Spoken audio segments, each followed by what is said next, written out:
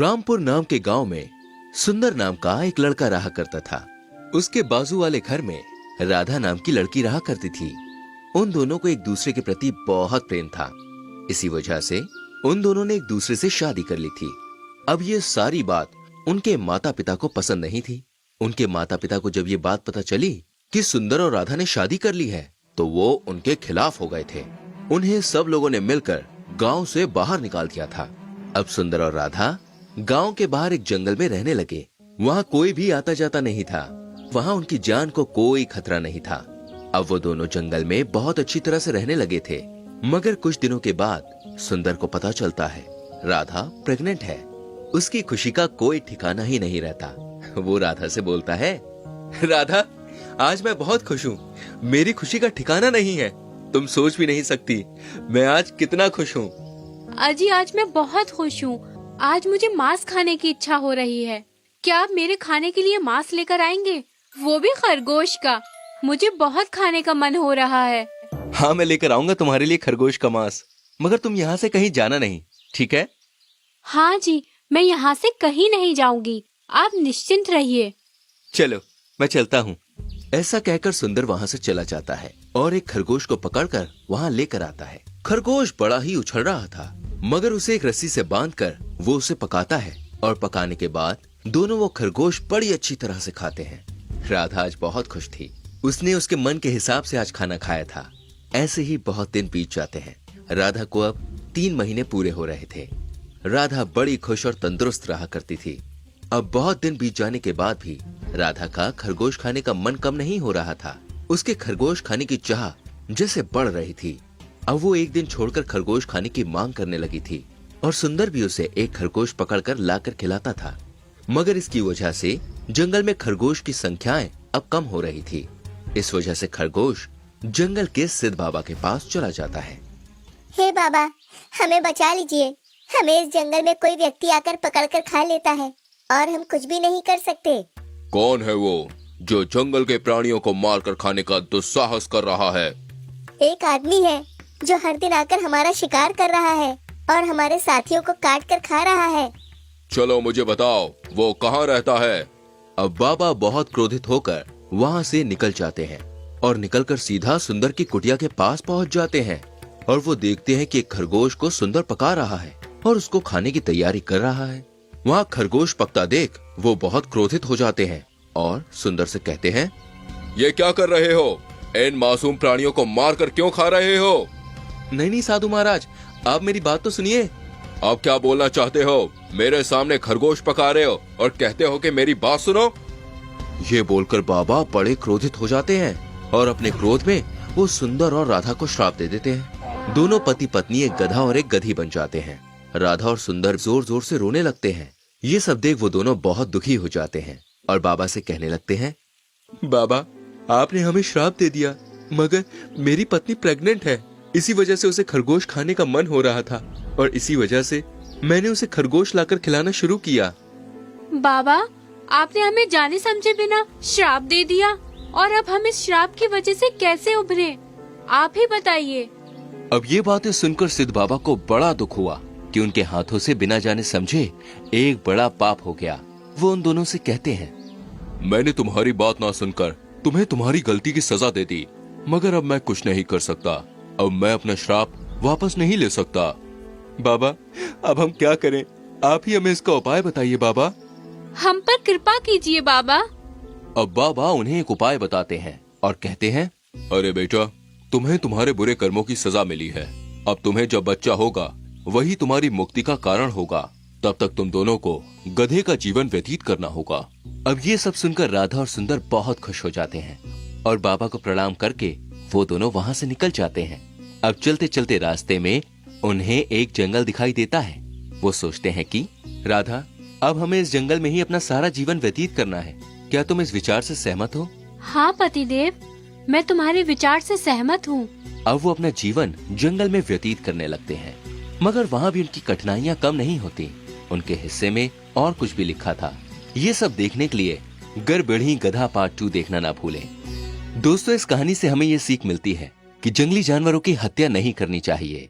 हमें जानवरों के प्रति दया भाव रखनी चाहिए। एक बुरहानपुर नाम के गांव में राजू नाम का आदमी रहता था। वो एक किसान था जो बहुत मेहनत किया करता था। उसके साथ उसकी पत्नी शालिनी भी काम किया करती थी। दोनों की कड़ी मेहनत रंग ला रही थी। उस साल गांव के सरपंच के खेतों में फसल कुछ अच्छी नहीं आई थी और राजू के खेत में आई फसल देखकर सरपंच को बहुत गुस्सा आया था। अजी हमारे खेत अच्छे, बीज अच्छा है, फिर भी उस राजू की फसल हमसे ज्यादा कैसे आती है? मेरा तो बीज भी अच्छा होता है और हमारे खेत तो उसके खेतों से बहुत अच्छे हैं, फिर भी मेरे खेत में उसके मुकाबले कम ही फसल आती है। क्या करे अब इस राजू का? हम कितना भी खेतों में मेहनत करें, लेकिन फिर भी इस राजू की ही फसल अच्छी आती है। ठीक है, अगली बार देखते हैं। सरपंच और उसकी पत्नी राजू से जलते थे। उधर राजू अपने घर में शालिनी के साथ बहुत खुश था। उसको एक बेटी थी जिसका नाम था माला। माला को पक्षियों और प्राणियों से बड़ा लगाव था। उसने अपने घर में एक कुत्ता, एक खरगोश और एक तोता भी पाल कर रखा था। राजू और शालिनी उन प्राणियों को खेतों में लेकर जाया करते थे। वो दिन भर खेतों में खेलते थे। माला घर आती तो सीधा खेत में चली जाती थी और अपने प्राणियों के साथ खेलती थी। एक दिन उसे स्कूल से आने में बहुत देर हो गई। राजू और शालिनी बहुत चिंता में पड़ गए। अरे शालिनी, इतनी तेज बारिश हो रही है और ये माला है कि अब तक घर नहीं आई। मुझे तो बहुत डर लग रहा है। मैं जा रहा हूँ उसे ढूंढने। अजी मैं भी आऊँ क्या साथ में? नहीं शालिनी, तुम घर पर रुको। अगर वो घर पर आ गई तो मुझे बता देना। ठीक है जी, आप माला को लेकर जल्दी आना। ऐसा कहकर राजू वहाँ से माला को ढूंढने निकलता है। वो गांव के रास्ते से स्कूल जाता है। बहुत तेज बारिश होने के कारण उसे आगे का कुछ भी साफ साफ दिखाई नहीं देता। रास्ते में उसे एक पेड़ के नीचे कोई बैठा हुआ नजर आता है। राजू उस तरफ देखता है तो उसे कोई जानी पहचानी सी आकृति वहाँ नजर आती है। राजू पेड़ के पास जाता है। अरे माला बेटा, तुम यहाँ पे क्या कर रही हो? मेरे पास छाता नहीं है, इसीलिए यहाँ पेड़ के नीचे रुकी हूँ। बेटा, हम दोनों घर में कितना चिंतित हो गए थे। चलो इस कबूतर के बच्चे को छाते में लेकर चलते हैं। हाँ पिताजी, चलिए, अब इसे बारिश नहीं लगेगी। अब दोनों बाप बेटी घर आते हैं। कहाँ चली गई थी तू माला? यहाँ मेरी जान जाने को थी, ऐसे बाहर मत रुका कर। अरे जरा शांत भी रहो। इसकी वजह से माला को घर आने में देर हो गई है। शालिनी उस कबूतर के बच्चे को देखकर चुप हो जाती है। तभी उसकी नजर उसके जख्म पर पड़ती है। क्या हुआ है इसे? ये कहाँ मिला आप दोनों को? बिना देखे ही बच्ची को बोलना शुरू कर देती हो। इसकी वजह से ही माला को देर हो गई। पेड़ के नीचे उसे पकड़ के बैठी थी। माफ कर दो बेटा, मुझे पता नहीं था, लेकिन तुमने बताया क्यों नहीं? अरे माँ, तुम बोलने दोगी तो ना। ये कबूतर पेड़ के नीचे जख्मी पड़ा था और इसे छोड़ के मैं घर कैसे आ सकती थी? मैंने उसे उठाया तभी जोर से बारिश शुरू हो गई। मैं इसे पकड़े पेड़ के नीचे खड़ी थी। मेरे पास छाता ना होने के कारण मैं घर जल्दी ना आ सकी माँ। ठीक है बेटा। माला और राजू उस कबूतर को पट्टी बांधकर उसे खाने के लिए दाने और पीने के लिए पानी देते हैं। ऐसे ही 4 दिन बीत जाते हैं।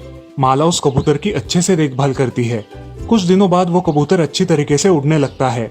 उस कबूतर का रंग सुनहरा हो जाता है और वो बाकी सारे कबूतरों से थोड़ा अलग ही दिखाई देता है। माँ, पिताजी, मेरा सुनहरा कबूतर देखो कैसे उड़ रहा है। अरे हाँ, ये तो ठीक हो गया है। उड़ता है तो कितना शानदार लगता है। बहुत अच्छा है तुम्हारा सुनहरा कबूतर। राजू और शालिनी खेतों में चले जाते हैं और माला अपने पक्षी प्राणियों के साथ घर में ही रहती है। उसी रात, अरे शालिनी, कल हमें जल्द ही खेतों में जाना होगा। फसल अब काटने पर आई है। हाँ, सुबह जल्दी ही जाएंगे। सुबह सुबह ज्यादा काम होता है। पिताजी, मैं भी कल खेतों में आऊँ, जिससे आपको कुछ मदद हो जाए। ठीक है बेटा, चलो अब सो जाते हैं। अगले दिन राजू, शालिनी और माला तीनों अपने प्राणियों के साथ खेतों में चले जाते हैं। ये सब गांव का सरपंच देख लेता है और मन ही मन सोचता है, सारे के सारे खेतों में जा रहे हैं और कितनी मेहनत करके फसल उगाओगे। माला और उसके माँ बाप खेत में पहुंचकर काम करने लगते हैं। पिताजी, ये फसल का अनाज कैसे बनता है?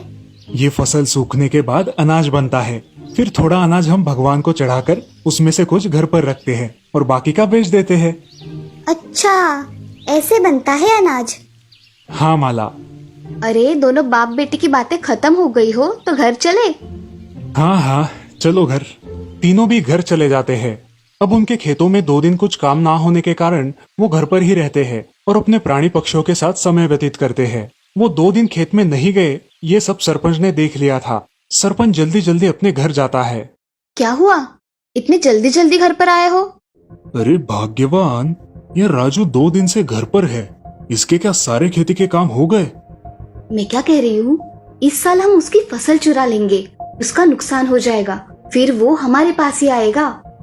अगर किसी ने पकड़ लिया तो? अरे काम किसी और से करवा लो और तुम चुपचाप घर पे ही बैठे रहो, जिससे तुम पर किसी का शक भी नहीं होगा। आज रात को ही ये काम करवा लेता हूँ। हाँ, ऐसा ही कीजिए।